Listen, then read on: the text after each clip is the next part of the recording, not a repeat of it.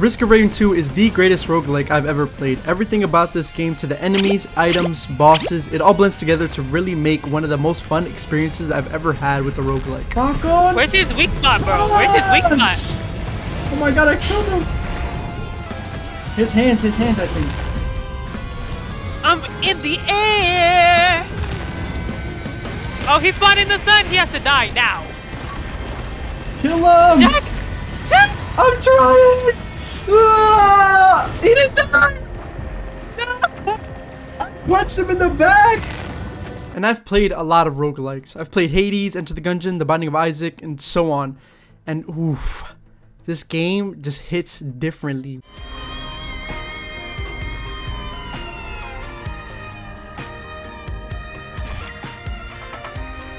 When you get your build going, when you play the right character, your favorite character, and just start going crazy on these enemies, I'm telling you, this game is just different. It's the best roguelike I've ever played. And this game's mod support is honestly on another level. And if you stick around to later on in the video, I will show you some of the best and coolest mods that I've ever played within any roguelike. Hey, it's me, Goku!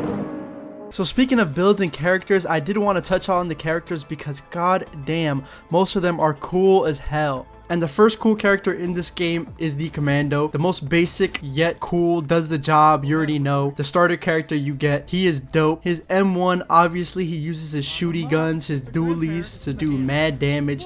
They scale really hard with attack speed, so if you build good attack speed, it can look absolutely insane. So 6 syringes, 90% attack speed. My frenzy gives me 100% attack speed, and then because of the warhorn, I get plus 70. So holy, it's gonna do a lot. I'm gonna just do it. I'm gonna just see what it looks like. Ready? Oh my!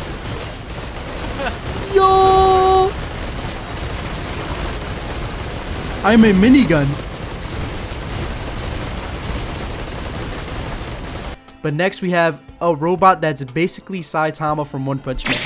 And no, I'm not exaggerating. He will literally one-shot bosses. Look at this. Blade. Hold on, this can still work.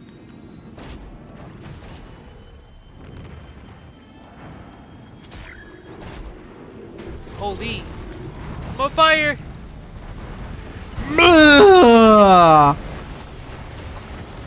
Wait, did he die? He died. Was that it? I think that was the one shot. Not to mention that he can literally swing around like Spider-Man because of his secondary skill.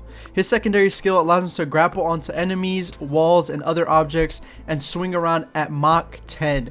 And you can really build in this game however you want to, so if you really wanted to be Spider-Man with this character, you can by getting extra mags and increasing the amount of times you can use your secondary ability and just go flying, go balls to the wall and just go as fast as you want with these swinging arm thingies that this robot has. And last but definitely not least, my favorite character out of the bunch, and there's a lot of cool characters in this game like I said before, is the Mercenary, aka a damn samurai. So this character is your movement based high damage assassin-ish character that's just fun and really cool looking to play. You can dash around enemies and dash into them doing a million damage and stay in the air for longer than a minute, just wailing on as many enemies that are around you, because you get resetting cooldowns with your dashes, with your right clicks, your first abilities, your everything pretty much. This character is just reset abilities and going ham for as long as possible. So I wanted to touch on real quick on a mode that I recently actually played for the first time, because all I did was play the main roguelike mode and it was amazing, obviously.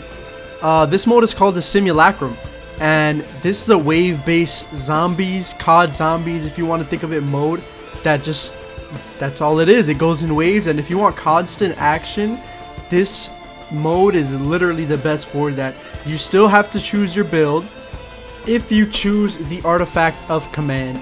And artifacts are basically game modifiers that do various different things, such as Artifact of Death. When one player dies, everyone dies. Artifact of Enigma, spawning with a random equipment that changes every time it's activated.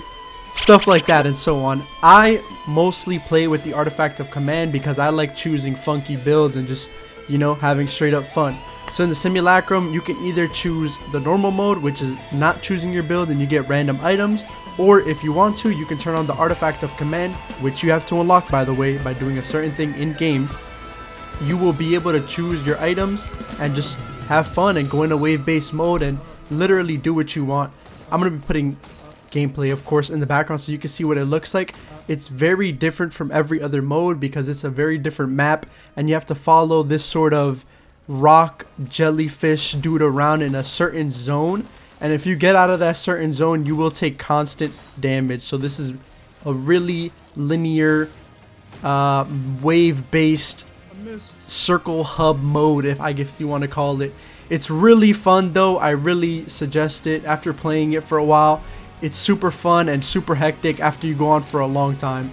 I really recommend it. So the moment you all been waiting for is here, and we're finally gonna talk about mods. And mods in this game are absolutely incredible. They go from playing as Goku, Vegeta, Trunks, to Set from League of Legends, to Akali from League of Legends, to just a bunch of crazy characters from different games and user created characters as well that are really cool. But I think my favorite, obviously, from this video that you've seen is Goku from Dragon Ball, of course, and his transformations are absolutely insane. You can turn from Super Saiyan 1 to goofy transformations like Super Saiyan 5, Super Saiyan Blue 3, stuff like that, all the way up to Ultra Instinct. King Ryan, I think his name is, the mod creator, put a lot of time and love into this project, and you can tell because playing as Goku has never felt better. And you can wipe out entire maps of enemies by doing one Spirit Bomb, and it looks absolutely insane and is a blast to play with. Look at this.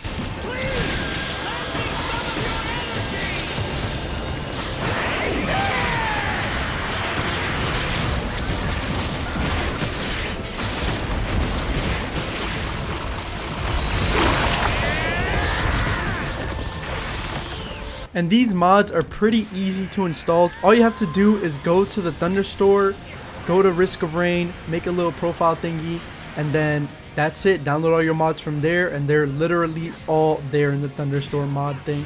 If you want a more in-depth guide, you can go on YouTube and look it up. There's plenty of guides out there, and it's very easy to get into. But yeah, this was my video showing you why Risk of Rain 2 is just so godlike and why it's superior to a lot of roguelikes out there. Even though I love a lot of roguelikes, but we're not going to talk about that. This is why Risk of Rain 2 is so goated. Anyway, thank you guys so much for making it this far into the video. I really appreciate everyone who made it this far. This video has taken longer than I really want to admit because of poor planning on my part. It was really fun to make, and I learned a lot of new things, and being able to share this with y'all is really cool and a step in my journey to becoming a bigger content creator. And hopefully you guys enjoyed it as much as I did making it. So more will be coming soon like this, maybe a little changes here and there. But thank you guys so much for watching. I really appreciate it. And yeah, I'll see you guys next time very soon. I'm working on a new video right now. Peace.